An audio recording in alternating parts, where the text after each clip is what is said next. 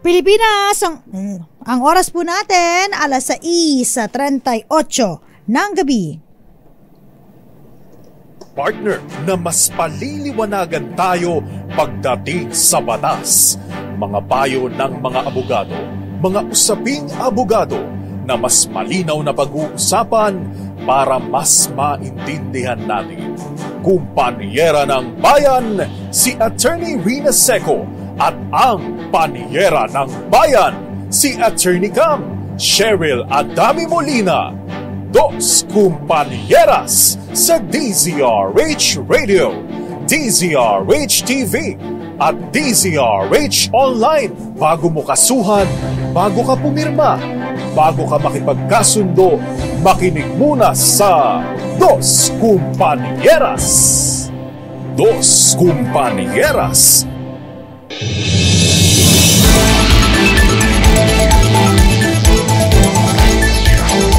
Magandang gabi po, Luzon, Visayas, Mindanao. Welcome po sa programang Dos Kumpanyeras. Kami po ang inyong makakasama.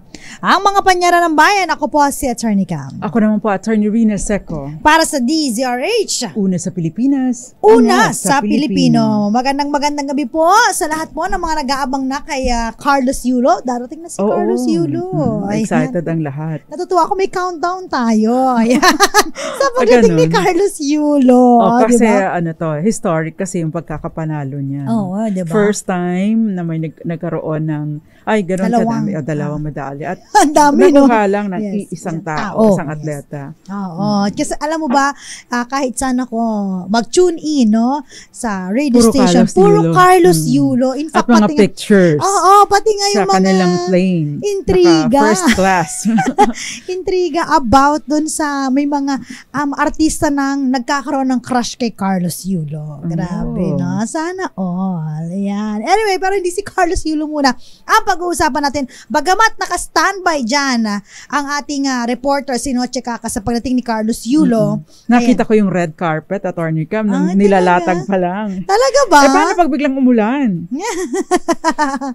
Ay, naku, sabi ko talaga, mali talaga yung profession. Ayan, pinapakita yung red carpet. Ang haba, panyera! Oo, mahaba. Kanina, ina-unroll pa lang yung red carpet na yan nung napanood ko. Nakakaloka.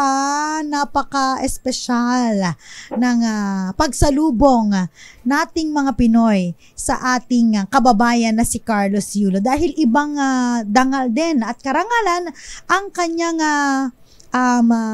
ibinigay sa Pilipinas. Ayan. So, ayan. Sige, mamaya mag-update tayo regarding sa Heroes Welcome. Ayan, ni Carlos. Tsaka, tomorrow, magkakaroon po again ng parang parade si Carlos Yulo. Dito ang assembly sa area natin, Attorney Cam. Dyan sa may Aliw Theater. Sa Aliw Theater. Uy, makikita ko masisilayan ko si Carlos Yulo. Although, hindi ko alam kung dyan siya magmumula.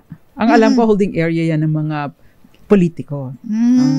Ganun ba? Ayan. So, good luck. Ayan, good luck sa mga sasalubong kay Carlos. Sana hindi umulan bukas. Oo, wish lang natin, panyara. Pero ito ang pag-uusapan po natin ay may kinalaman po sa usaping relasyon between ng landowner at saka po ng isang nangungupahan o mga magsasaka, no? Usually po, of course, no? Sa probinsya, especially sa mga lupang agraryo. Ayan, dahil meron tayong mga napapakinggan, panyera, sabi nila, pag ako na ang nagsaka ng 5 taon, akin na tong lupa na to, ganon. O kaya naman, hindi, itong lupang ito ay 3 years ko nang pinapangalagaan. So, akin na ito. At meron din naman na iba na meron kayong pirmahan about dun sa leasehold agreement, agricultural leasehold agreement.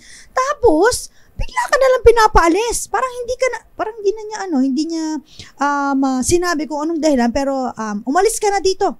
Pwede ba yun? O kaya naman, namatay na yung original na siyang nagsasaka ng lupa, kasi usually lupang agraryo. Although, kasama na din po dito yung mga yung mga palaisdaan ng tilapia, ng Yes. mga alat ba o tubig tabang ang bangus. Hindi ko alam pasensya na po kayo. Pero usually ito ay tubig alat, ano. Pero kasama din po dito yung mga palaisdaan at kung ano-ano pa, yan. Kahit yung mga pangsugpo, ayun, kasi sa amin sa Marinduque Attorney kami, merong nagsusugpo, no. Kasama na din po yun dito sa ating tatalakayin tonight. In fact, kasama nga din dito yung idle land tsaka yung mga abandoned land. Yung mga tubuhan, yung mga kasi nung araw hindi pa kasi kasama ito, no. May mga exceptions pa, no, doon sa ilalim po ng batas. Pero nag-evolve at nagkaroon ng mga amyenda at napasama na lahat. Basta ito ay agricultural land. Basta kasama po sa cultivation ng soil, nagpa-plant ka ng kung ano-anong crops po dyan, trees, mga puno, may tinatanim ka dyan, o kaya ikaw ay nagre-raise ng mga livestock, yung mga kambing. Yes, kasama yan. O kaya ng mga goat. baka. Ay, kambing goat pala. At saka baka. Tupa yan. May tupa na din kasi. Sa amin sa Marinduque may tupa. Yes. Ayan. Masarap daw pang pulutan. O kaya naman yung sinabi ni Panyera, yung fish or aquaculture production. So, kasama na rin po yan sa pag-uusapan natin. Ayan. So, bigyan lang natin sila ng brief background about dito sa yung tenancy relationship po ng landowner, no? At saka po nung nagre-renta ng lupain niyang agraryo. Pag ganito po kasi, doon sa mga dati pong batas, no, marami na pong naipasang batas kung saan marami na rin pong na-repeal, Panyera, dahil parang laging sa pabor sa landlord. Yes, at hindi pabor sa ating mga magsasaka, yung mga nagko-cultivate po ng lupa na nangungupahan lang, walang lupa, Panyera. Noon kasi po, noong background lang, noon po kasi yung arrangement ng may-ari ng lupa at saka nung nagsasaka, ika po. Anong ibig sabihin ng ika po? Porsyento lang, no? Ang nakukuha noong aktual na nagsasaka doon sa harvest. Walang involved na pera noon. Walang binabayaran. In short, no? Nagpoporsyentuhan lang at maliit na porsyento lamang po ang napupunta sa nagsasaka.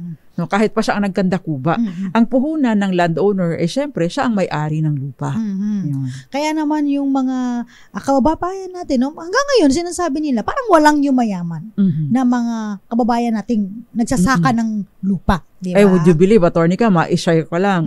Ang dream ko kasing maging trabaho nung araw, kung hindi man ako maging veterinarian, ay maging agriculturist. Ayaw ng nanay at tatay ko. In fact, yun ang in-applyan ko sa UP, Attorney Cam. Ayaw ng nanay at tatay ko dahil kapag ang perception nila, kapag kasalupo ka nagtatrabaho, mananatili kang mahirap. Contrary sa sitwasyon sa Amerika na pag ikaw ang may lupa, ikaw ang mayaman. Dito sa atin, napakaraming lupa, no? In fact, no, marami sa atin ektarya ang lupain sa probinsya pero hindi productive kasi walang maayos na irrigation, walang sapat na tulong mula sa gobyerno at marami din syempre yung mga kalamidad, i-factor in pa yun. Yes, kaya naman po, no, itong mga batas kung saan paborable lagi sa landowner ay na-repeal na po. Ibig sabihin, natanggal na po. Ayan. At hindi na po ito in effect. So, pag-uusapan po natin ano ba yung existing na tenancy relationship ngayon. Yan. Yung relasyon ng may-ari ng lupa at ang nagsasaka. Yan. By nagsasaka po, applicable pa rin po sa mga binanggit ni Attorney Cam, kahit yung sa aquaculture. Yes, yung mga nag-aalaga ng mga palaisdaan. Oo, yan, may palaisdaan. Ano bang paborito mong kainin? Tilapia, di ba? Hindi.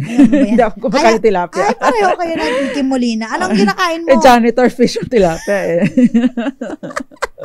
Anong kinakain mo? Sarap kaya yun. Kahit basta hindi tilapia at saka yung wala akong allergy. Yun. Dos Compañeras. So, kung kayo po ay gustong makisama sa aming kwentuhan, sa aming diskusyon, pwede po kayong mag-message sa amin. Meron po kaming mga Facebook pages. Open nyo lang po or search nyo lang po DZRH News, DZRH News Television, or DZRH Dos Compañeras Facebook page.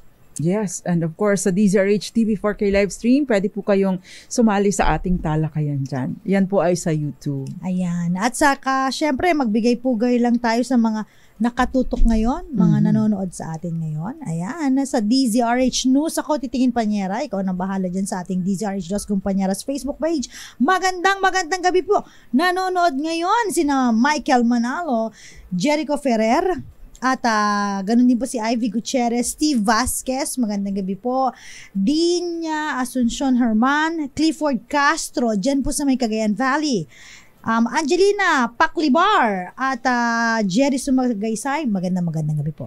Nanonood sa atin si Tar Andel Mundo, Chef Tar Andel Mundo, and happy birthday sa kanilang daddy ni Chef Tata Del Mundo, si Tito Fel Del Mundo. Magandang gabi po sa inyo and happy birthday po sa inyo. Tita Ami Miraflor Garcia, Mirna de la Cruz, Raul Destacamento, Jericho Ferrer, Gina Lindugan, si Jovelyn Aquino Pasco, again din kay Espanya LG, dyan saan po ba kayo nanonood? At saka si Andy Marquez, Divina Diana Moonbeats, Gael Enriquez, and Eduardo Narvaez. Kayo din, Charo Abraham at Jason Abulencia. Ayan, unahin ko lang tong sa question ni Ray Mendoza bago tayo mag-commercial break at bago tayo, of course, mag-discuss ng mga basic lang naman po na, na legal education regarding po sa relasyon ng landowner tsaka magsasaka. Sabi ni Ray Mendoza, 40 years na pong sinasaka ng mga kapatid ko ang lupang walang titulo. Pero kinuha po ng local government last year, gagawin daw pong eco park. Hindi po ba ang mga kapatid ko ang may karapatan dahil sila ang nagbabayad ng amilyar? Oh, okay. Actually, meron pong provision, kung ito po ay anong tawag doon, kukunin ng gobyerno at kayo po ay makaka-establish na kayo ay in the possessors. Tutuloy ka lang habang inuubo pa na. Huwag niyo masyadong alalahanin si Attorney Cam. Okay. Namula tuloy ako. Kung ikaw ay kayo, yung mga kapatid mo ay possessor in the concept of an owner, maari po kasi kayong mag-apply na ng titulo doon sa property sana. Ngayon, kung hindi po ninyo in-applyan at ito po ay i-expropriate or kukuhanin or minsan may offer pa lang, hindi na umaabot sa expropriation, ibig sabihin gagamitin ng gobyerno, dapat po kayong mabayaran ng kaukulang tinatawag nating just compensation. Ayon na din po sa provision ng batas na sinasabi, ng saligang batas mismo na nagsasabi, walang private property na maaring kunin ng gamitin para sa pampublikong purpose or pangangailangan nang hindi muna nababayaran ng just compensation ang nagmamay-ari nito. Bagaman at wala kayong titulo, kung ang pamumosisyon ninyo ay in the concept of an owner, open, continuous, exclusive, adverse, and notorious, ibig pong sabihin, naging pribadong pagmamay-ari na ang lupa. And therefore, entitled po kayo or ang kapatid ninyo sa just compensation. Alam mo, Ray Mendoza, nakakalungkot mang isipin dahil ang lupa talaga po ay pag-aari po lahat yan ng gobyerno, Ang sinasabi lang po ng batas, kapag kukunin to ng gobyerno, kasi nailipat na sa inyo, kunyari, halimbawa po, meron ng pribadong nagmamay-ari, wala po tayong magagawa, kundi isurrender po ito. Ang sinasabi lang ng batas po, babayaran naman kayo, dapat kayong bayaran sa tamang presyo. Okay, sabi mo dito, meron po kaming tax declaration kasi kayo nagbabayad pero walang titulo. In fact, kahit po kayo magkaroon ng titulo, kung gagamitin po ang inyong lupa, road widening, public purpose po, wala rin po tayong magagawa. So, our hands are tied. So, nag-a-apply din po dito yung tinalakay natin kahapon, yung tax declaration at saka yung possession. Dahil yung tax declaration at possession, pwedeng pag-ugatan ng inyong titulo. Kaya po tignan nyo, classic example, yung TPLEX, di ba? Ang haba-haba po dumaan po sa gitna ng parang bukirin, di ba, Panyera? Pero ito po ay ginamit for public purpose. So lahat po ng may-ari na dinaanan po ng daanan yan, TPLEX na yan, dapat po nabayaran po yan. So again, wala po tayong magagawa kung gagamitin po na ito ng gobyerno. Basta po tama po ang paggagamitan. At saka mabayaran kayo ng tamang presyo. Thank you, Panyera. Dos Compañeras. Baka may mga pahabol pa na pagbati mula dyan. Magandang gabi po sa inyo, Elsie Carillo, ganyan Joey Barbecho, Maricor Angeles, Rodney, ano ba yun? Rodney UC ng Portero Malabon, si Mary Queen Bual sa Camarines, Milaor, Camarines Sur, at si nanunood, nakikinig sila sa kanilang buong household. Sa Alexander C, magandang gabi po at sasagutin po natin yung inyong question sa ating pagbabalik. Yes, magandang gabi po Barbosa Edwin ng Valenzuela City, Jason Abolancia ng Dagupan at si Isagani Garland. Maraming salamat. Mabuhay daw tayo. Thank you so much. Magbabalik po ang Dos Kumpanyeras. Ilan po muna mga paalala. Diyan lamang po kayo nakakasama pa rin ng mga panyera ng bayan. Ako po si Attorney Cam. Ako naman po, Attorney Rina Seco. Kami po ang Dos Kumpanyeras. Dos Compañeras.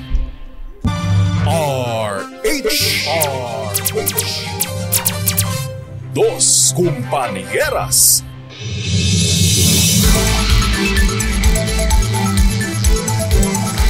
Nagbabalik po ang programang Dos Compañeras. Kami pa rin po nyo nakakasama. Ako po si Attorney Cam. Ako naman po, Attorney Rina Seco. At pinag-uusapan po natin ang relasyon ng landowner at saka syempre yung mga nagsasaka po ng lupang agraryo. Ayan. At syempre, nabanggit na po namin kanina na marami na pong mga batas ang medyo iba po ay na-repeal na nagtatakil po regarding po ng relasyon ng isang landowner tsaka ng isang magsasaka. Yung malakas po pala natin, again, sagutin lang po, oo, hindi, maaari ba na basta na lamang paalisin ang nagsasaka ng lupang agraryo. Punta lamang po sa DZRH Dos Compañeras Facebook page at i-PM po kami private message ang inyong sagot at sabihin po kung taga saan po kayo. Ayan.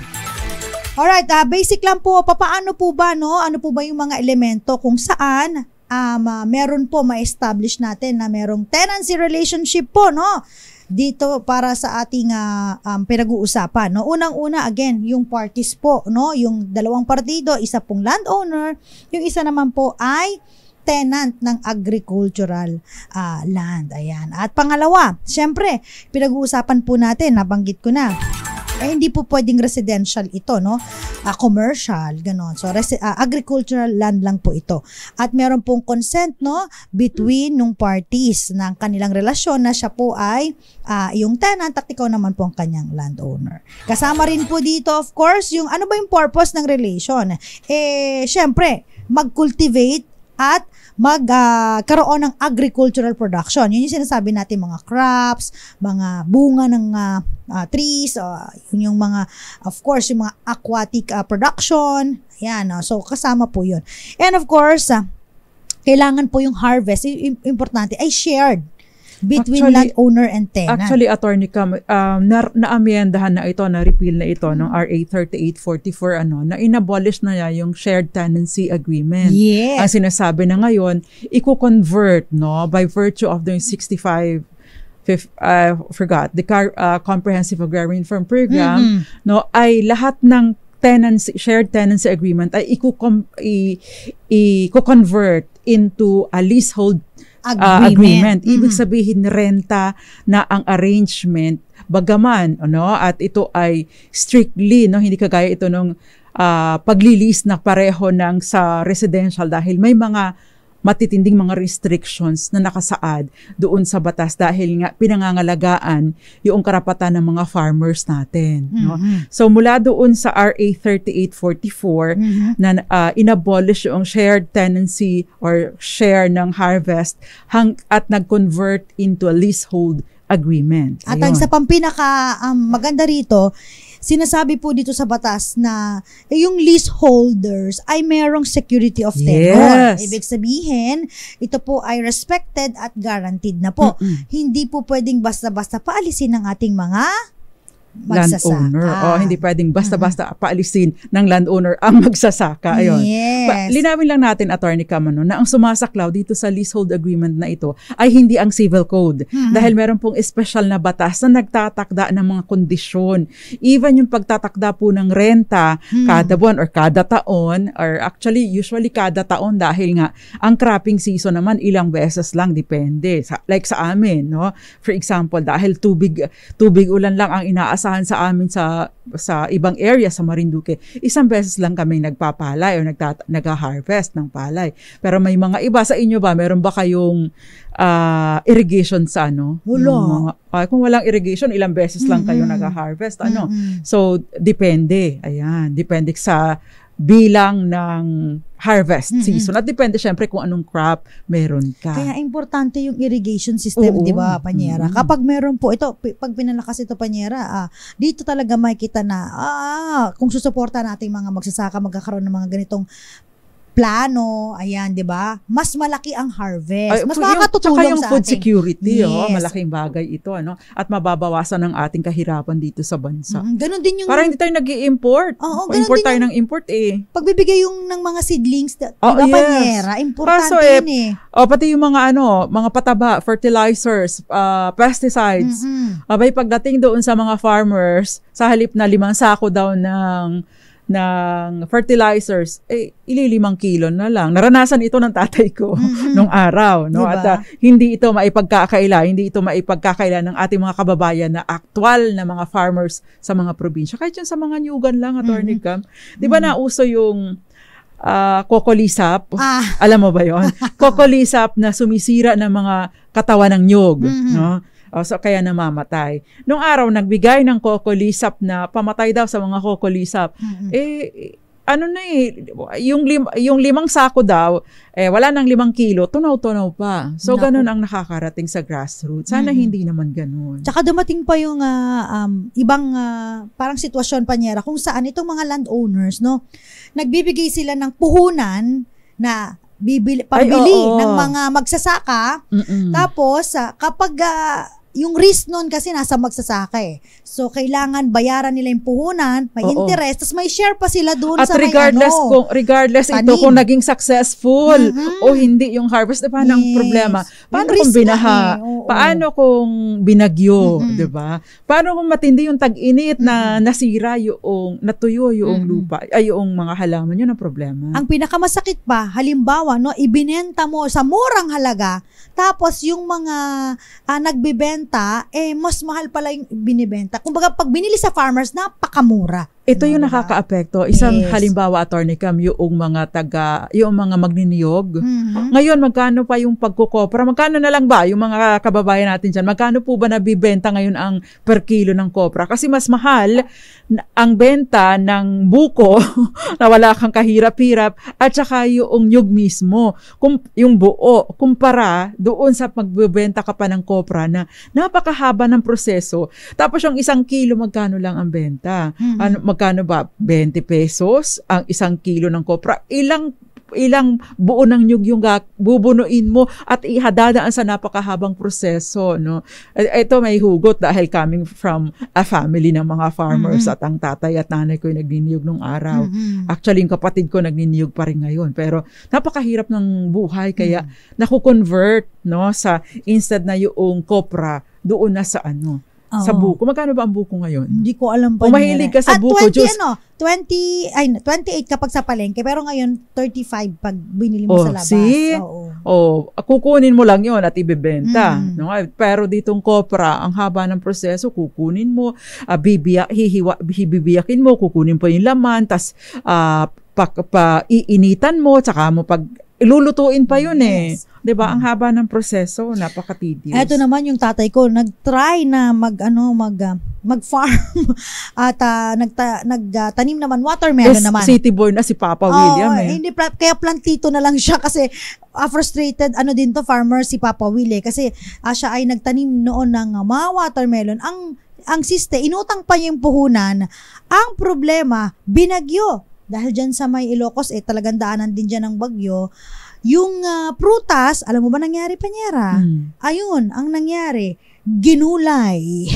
Dos Compañeras. Hirap po talaga ng buhay ng mga magsasaka, ng mga kababayan natin na nagtatanim, Panyera. Ayan. May question dito, Attorney Cam, si Charo Abraham, before you proceed. May 7.9 hectares po na agricultural land ang nasa name ko naman. Nasa name ko naman ko po sa parents ko. Ano yung namana siguro sa parents niya. Okay. 5 hectares lang daw yung pwedeng ibenta. Yung 2.9 hectares na natira, kanino po ipapangalan? Ano po ang dapat na legal na share ng tenant? Okay? Hindi na po sila tenant. Okay? Leaseholder po sila. Pero po, pera po ba lang at magkano? Aalis na po siya sa lupa. Pababayaran na po ang bibigyan siya ng lupa, ng tenant pa rin siya. Paano kung yung buyer ayaw sa tenant? Ano po ang dapat na, ito yun, ano daw ang tamang gawin?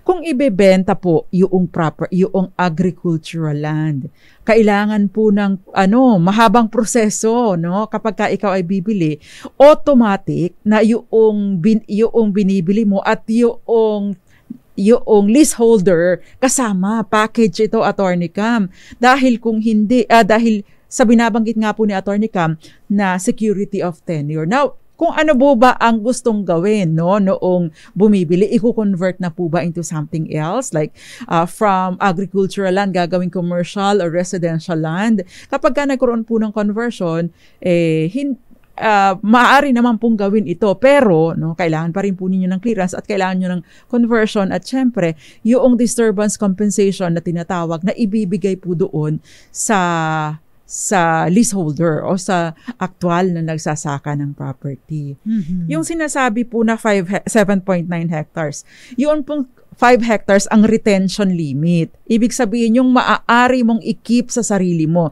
Yung sobra po doon, yun po ang maaring mapunta doon yun po ay maaring subject ng CARP at ibigay, ngayon bigay na lang doon sa beneficiaryo. Yan. At hindi lang yun, no?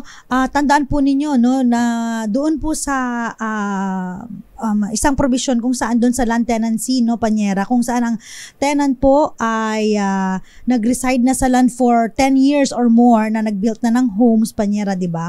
At legally occupied home naman. lot. Opo, doon yung kanyang lands by contract, no? Halimbawa, may kontrata sila.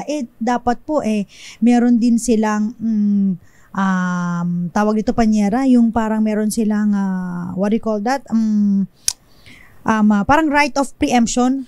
Actually, lahat naman ng lupa na ibibenta kahit sino, may right of preemption kapag nasa ganitong leaseholder agreement. Yes. In fact, no, doon sa luma kasing batas, binibigyan lamang ng 90 days para i-exercise yung right to purchase or siya muna ang bibili. Yes. No? Kung sino yung nagsasaka, iaalok mo muna sa kanya. At take note, kailangan po nito ng affidavit, no, na nagsasabi na na-notify namin itong nagsasaka in writing at binibigyan namin siya ng tamang panahon para bayaran ang reasonable price. In fact, no, kung halimbawa hindi nag-agree si leaseholder at saka si may-ari, si landlord, pwede silang pumunta sa DAR para pag-usapan kung magkano ang dapat na maging purchase price.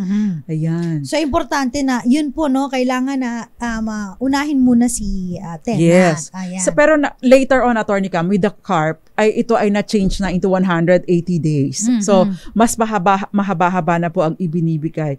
At take note po, kahit na ibenta ito sa iba, kung halimbawa po ay hindi nagkaroon ng tamang pagsunod sa proseso, yung 180 days, no, na right of preemption or right to right of first refusal, ito po ay pwedeng i-redeem noong leaseholder.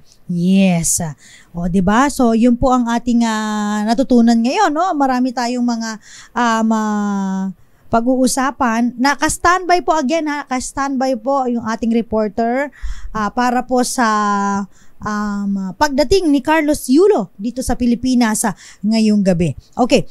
May question din dito. Ang question naman po dito, papaano naman po kung namatay? Namatay po ang nagsasaka, yung kausap po nung landowner. Automatic po ba na tapos na po ang kanilang kontrata, yung kanilang lease agreement? Okay. Pag ganito po, no, hindi po natatapos ang kanilang usapin dahil usapan dahil ang kontrata. Ang kanilang kontrata dahil kung meron pong successor, no, si tenant, yung kanyang anak ay pwede po O yung asawa, yung kanyang nabalo. Yes. Take note po, kung halimbawa po wala pong iba at meron siyang live-in partner, yung common law spouse, maaari po siyang sumunod basta aktwal at may kakayanan po siya na magpatuloy ng pagsasaka. Ganun po yung proteksyon na ibinibigay ng batas sa kanila. Yan. Mas matindi ito dun sa sa lease between yung homeowner at saka doon sa doon sa tenant na yung nagre-renta. No? Mas matindi ito sa ganung karapatan. Mas matindi pa ito sa probisyon ng civil code dahil espesyal ang batas na nagpoprotekta dito. So, dito po pinalakas po yung yung karapatan, pinalawig ang karapatan ng mga nagsasaka in case na may mga mangyaring ganito po. Kasi 'di ba sa normal procedure po pag namatay po yung kausap ninyo, tapos na ang kontrata ninyo. Pero dito po, hindi po. Kapag namatay po ang nagsasaka at meron siyang asawa o kaya naman po anak na maaaring magpatuloy, pwede po. Actually, meron lamang ilang insidente kung kailan maaaring putulin yung leasehold agreement. At pero mamaya, babalikan natin yan mamaya. Kakausapin muna natin. Ito, dahil si Noche nandyan na, no? Maano na ba ang update, Noche Kakas? Naglanding na ba ang plane ng ating mga Olympians? Yung mga atleta natin na sumabak dyan po sa Paris Olympics 2024. Noche Kakas, ibalita mo yan, Noche. Noche, yuhu! Noche! Kakas! Ayan, dumating na ba yung nawala. yung ating mga atleta? Yan, Noche, go ahead. Okay, so ayan na. Ayusin mo. Ayan, nakikita na kita, Noche. Ayan. Okay, so Attorney Cam at Attorney Rina, lumapag na dito yung aeroplano na sinasakyan ng Team Olympians, kabilang na nga dyan si Carlos Caloyo Yudo dito sa Villamor Air Base yung Gate 5 lungsod ng Pasay. Papakita lang natin yung kanilang sinasakyan na aeroplano na kalalapag lamang at ito yung Philippine Airlines. So sa ngayon ay mga naka-ready na rin itong mga tauhan ng Philippine Air Force dito sa pinaka-ladder ng aeroplano. At dyan sila bababa yung mga Team Olympians at habang meron ding mga banda na mula dito na nakaposisyon dito sa Villamor Air Base. Maging yung mga estudyante ng Villamor, yung public school, ay nandito rin yung mga kabataan. Yung ba yung mga naka-white? Mga flag. Yan huwag kayong bibitaw. Dahil ayan yung aeroplano, makana na siya, papunta dito sa Maharlikan sa ramp. Saan nakaantabay yung pamilya ng Team Olympians at ilang mga opisyal ng Philippine Air Force. Iilan lamang yung pamilya na sumasalubong ngayon ito sa kanilang kaanak. Kabilang na nga dyan, kanina na-interview natin itong si Ira Villegas mula sa Tacloban at sinabi nga niya na gusto niya na yung kuya ni Ira. Yung kanyang pamilya na sasalubong. At yung nandito lang yung kanyang kuya na dating trainer din itong si Ira Villegas na nanalong bronze medal ng women's boxing. Ito na yung aeroplano. Yan, makikita nyo sa ating TV screen. Yan na yung aeroplano. Papalapit na ng papalapit kung saan. Yan, huwag kayong bibitaw. Kukurap. Ay, dahil andyan na. Mga ilang kembot na lang, Tony Rina. At, ito ba, maitanong ko lang. Na. Noche, ito bang Philippine Airlines, anong flight na ito? Ito ba ay chartered para lang sa ating mga atleta? Flight ito. Okay. Chartered flight. Chartered flight, lahat lang ng mga sakay dito ay mga Olympians lang. At dito sa harapan ng aeroplano, makikita mo yung flag. Yan, yung Philippine flag na magayway sa harapan ng deck ng Noche? ng pilot. So balik buong delegation ito, hindi lang yung mga atleta. Aeroplano. Ayan, hinihila siya. Hinihila yung eroplano papalapit dito sa ramp. Ayan. Yan, kumakanan siya uli. Okay, so A321, no? Yung flight. A321. Oo. Filipina Airlines. Ayan, So, Noche. nakapangilabot din, ano? Tumataas yung balahibo ko. Dahil kahit pa paano, ramdam mo rin pala yung, yung mga athletes natin na talagang yung excitement at pride. Compete, nakipag-compete sa ating mga atleta sa ibang bansa. At nakakatuwa dahil nag-uwi sila ng medal, yung iba. At yung gold, bronze, ayan na, lumalapit na sila. Yan na yung airplane. So nakatutok na sa pinaka-door ng Philippine Airlines. Noche. At Noche. Ayan, Noche. Yes, Atty. Cam. Kasi kumakalat na rin sa mga social media yung picture ni Carlos Yulo kasama ang kanyang girlfriend, no? Doon diyan sa flight na yan at parang business class sila.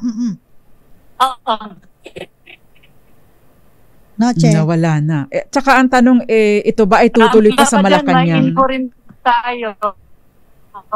Ay, nawala na si Noche. Naku, pumapangit yung signal mo, Oo, Noche. nakikinig ka ba, Noche? Naririnig mo ba kami? Yun. Go ahead. Oo. May tanong kasi si Attorney Cam. Naka first class sila Carlos Yulo. And ang tanong after dyan, saan didiretso? Sa hotel na o didiretso pa sila sa Malacanang? As of this time, yung ating natanggap na information, diretso ng Malacanang. Diretso ng Malacanang. Okay. May tumakbo doon, nakita ko. Tapos, may mga, yung mga elementary students. Ayan. Parang si teacher yata yung tumakbo kanina. Oo. Ayan, pababa na yata sila. Nakakatawa yung mga kabataan. Inawagayway nila yung flag na kanilang hawak-hawak. At ayun, nakatutok na yung ladder. Inisinyasan na pwede nang lumayo. Ayan, itinataas pa ng bahagya. Itinatapat mismo. Pero nakikita ko sa window, Attorney Rina and Attorney Cam, tumatayo na yung mga athletes natin. Siyempre, excited bumaba. Ganyan naman tayo bintana, makikita mo na tumatayo na sila. At pero, Noche, habang nakatutok na rin yung ramp na ibang ramp para doon naman sa kanilang mga bagabagahe. Noche, matanong ko nga, sino ang sumundo, sinong kapamilya ang sumundo kay Carlos Yulo? Meron ba? O si Daddy? Nandyan na ba si Mami? Pakiramdaman dito kung sino yung pamilya Pero ang ating nakuhang impormasyon mukhang wala. Yung sad naman. Walang pamilya. Kasi yun ang una-una kong hinahanap, yung pamilya ni Carlos Yulo.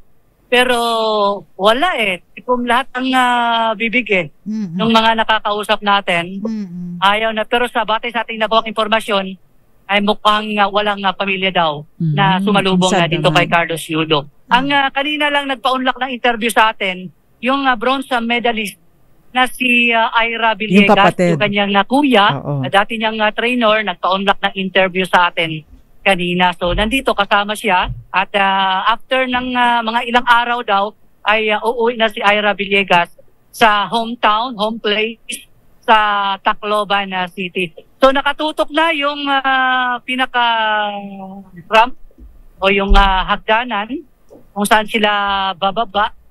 Ayan. So may mga umakyat din dito sa pinaka-likuran.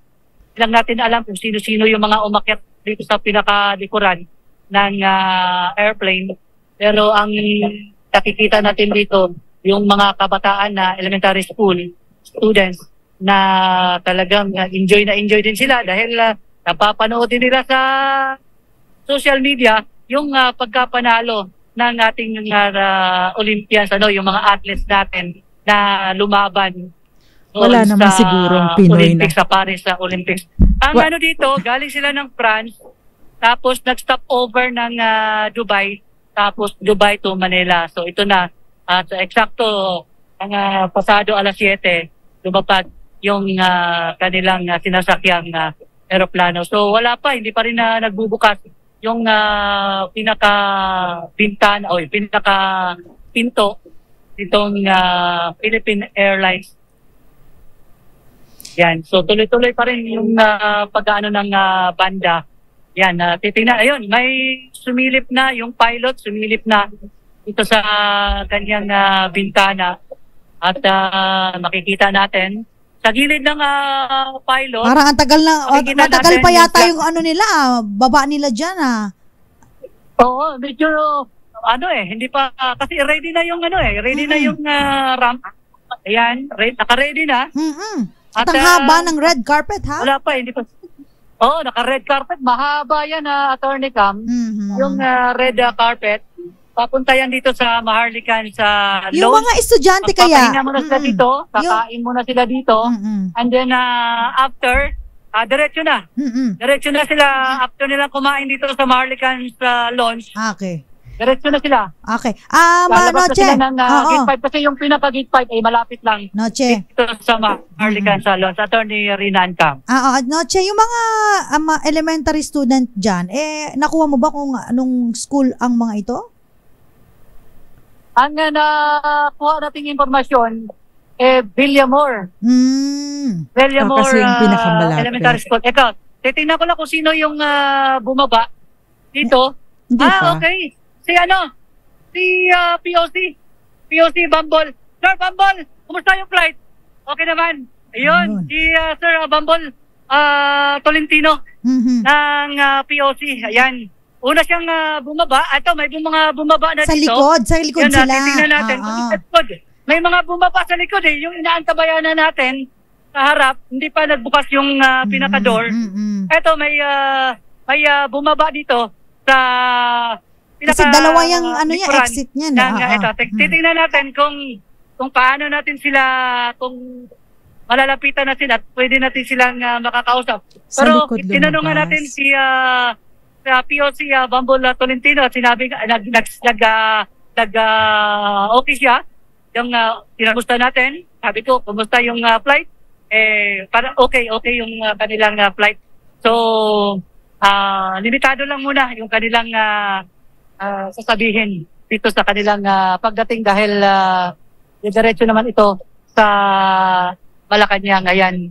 Okay, so hindi tayo makakalapit kasi nandito lang yung media area, Attorney Cam at Attorney Rina. Kasi baka magkagulo. Tayo pwedeng makakalapit dito sa so mga mukhang ang nangyari, dyan Noche, yung mga ibang delegasyon, dun sila sa may tail exit dumaan, dito sa may red carpet, ang dadaan lang ba dito ay yung mga official delegates natin o yung mga athletes lang natin?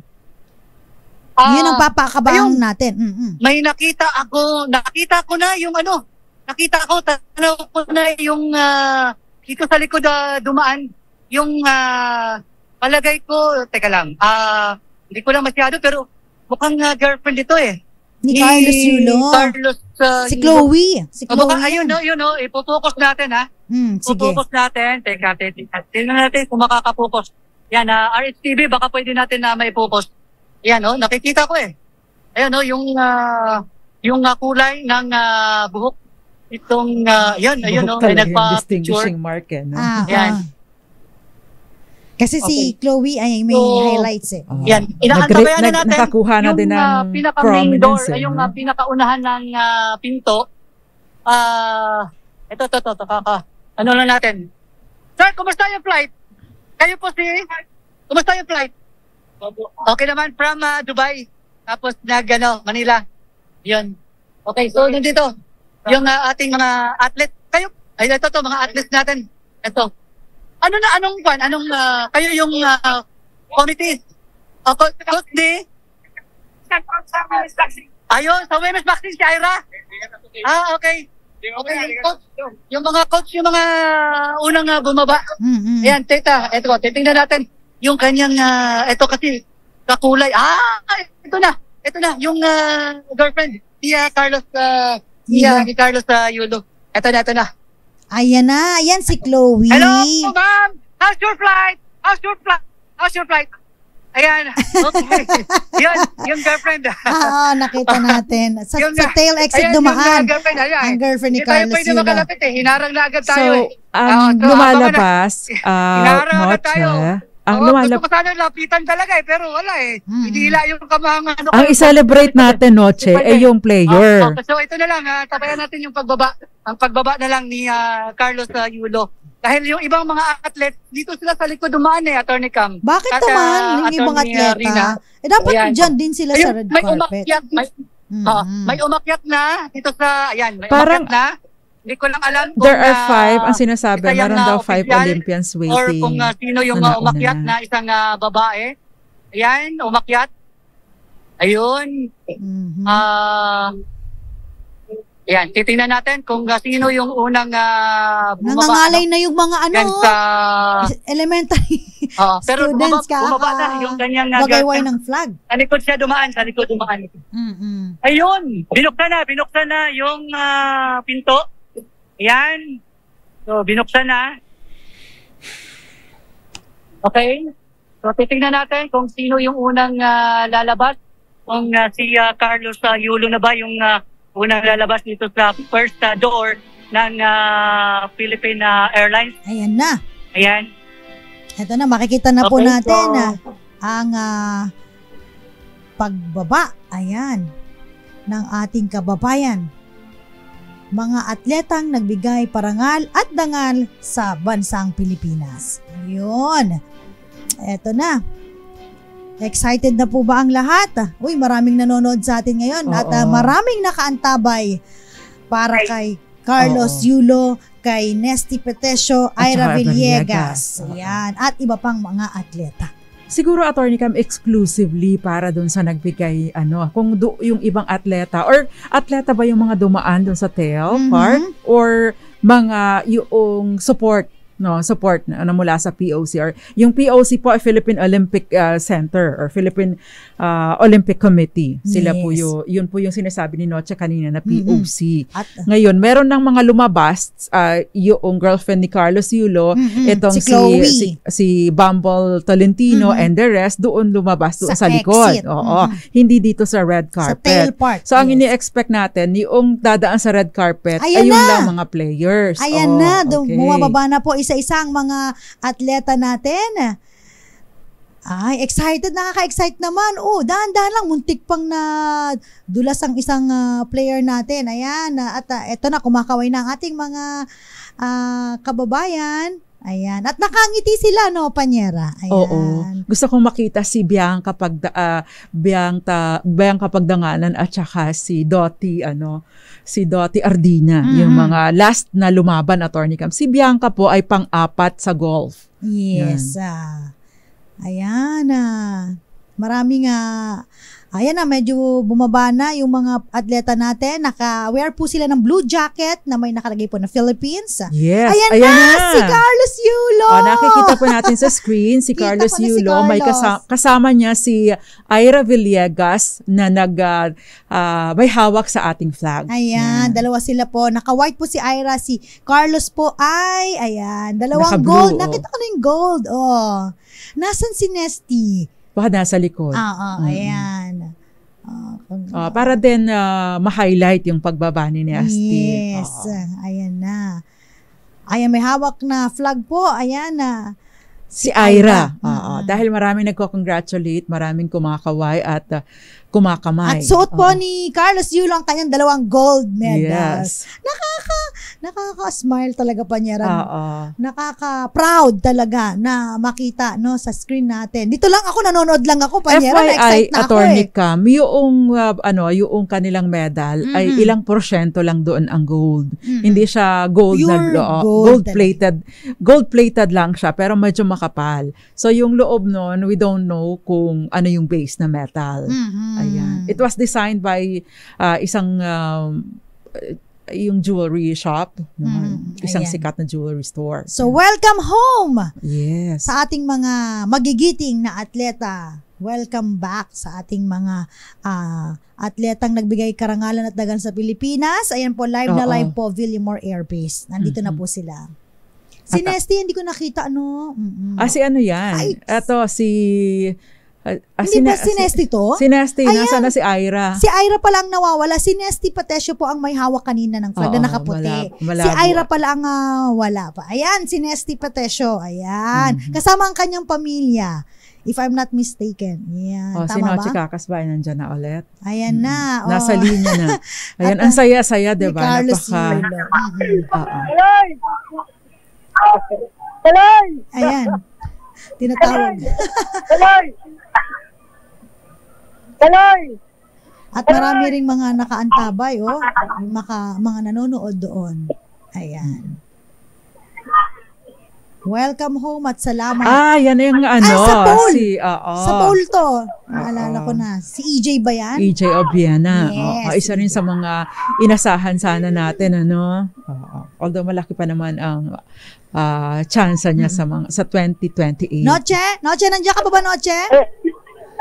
Yes, Attorney Cam at Attorney Rina. Halos dalawang di pa lang yung Kaloy! Kapit ka rito! Tinatawag ko eh. Kasi inaawat kami dito ng... Ayun ang girlfriend niya, kasama niya na. Inahawak ko eh. Yakap na. Hello, ma'am! Hello, ma'am! Chloe! Ma'am Chloe! Ma'am Chloe! Hello! Come on! Interview! Ayaw. Nilalapit ako ng interview eh. Okay lang. Medyo busy sila eh. Yung mga kabataan dito talagang excited, nakakamayan lahat ni Kaloy. Ginaganon ng kamay, lahat lumalapit na sa kanya ngayon. Yung linya ng kanilang yung pagbabagayway, nawala na sa linya. At eto, tinatawagan natin eh. Para makalapit eh, tinatawagan natin. Noche. Malati boys, talaga. Kaya Kaloy. Malati boys. Hello. Kumusta na yung ano mo? Kumusta yung ano? Ayan, okay daw. Ito, nakahawakan ko yung kanyang kamay, pero, ito, wala na eh. Ito na. Pumasok na sila. Okay. Ito na, pasigit na. Maraming salamat po sa Panginoon. Grabe. Sobrang grateful po talaga, sobrang blessed. Wala po akong masabi. Sobrang thankful po talaga.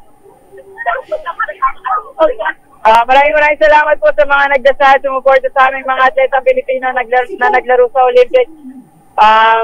Hindi po na sa akin yung pagpupuyat nila para mapanood kami at ipagdasal. Maraming salamat. Panalo namin po ito. Panalo natin ito lahat po. Salamat po. Maraming salamat din po. Grabe. Yan. Blessed and grateful po talaga na maraming sumusuporta sa aming mga atletang Pilipino. Maraming salamat. Ano plano mo ngayon? After dito? What's your plan? I like that. 2028 Olympics. Okay. Yan. Okay.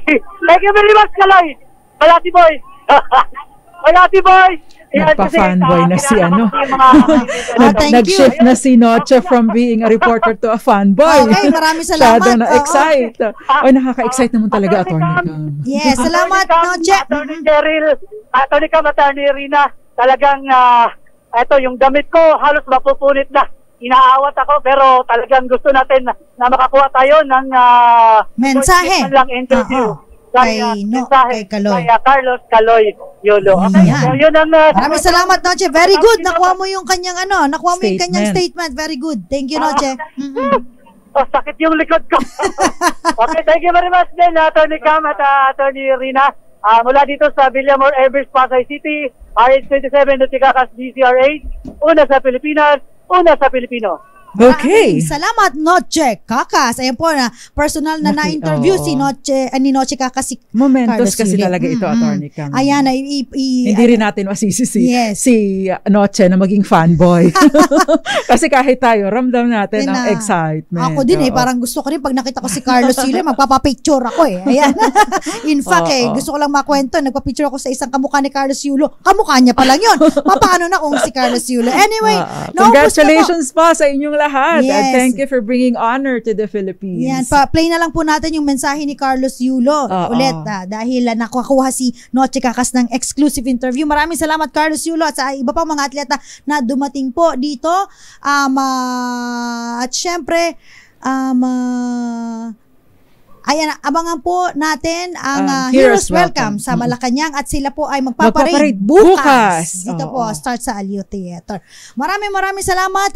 Ang ating winner sa ating malakas question, i-announce ko na lang bakit tayo magpaalam. Tsaka, Attorney Cam, banggitin ko na lang, ipagpapatuloy na lang po natin kasi maraming questions. Pagpapatuloy na lang po natin. Same topic tomorrow para po reserve your questions o pwede nyo pong ipadala ulit. And the winner is, Attorney Cam. Ang winner po ay si, congratulations po. Wait lamang po. Ang dami pong nag-message. Ang dami nag-message. Yung mga questions po ninyo, bukas. Isend nyo na lang po ulit bukas. Dahil doon po, excuse me. Si Jerry Hamito, siya po ang ating winner sa ating Malakas ngayon. Congratulations. Congratulations sa'yo. Magpapaalam na po kami na kasama po ninyo ang mga panyara ng bayan. Ako po si Attorney Cam. Ako naman po, Attorney Rina Secop para sa DZRH. Una sa Pilipinas, una sa Pilipino. Dos Compañeras.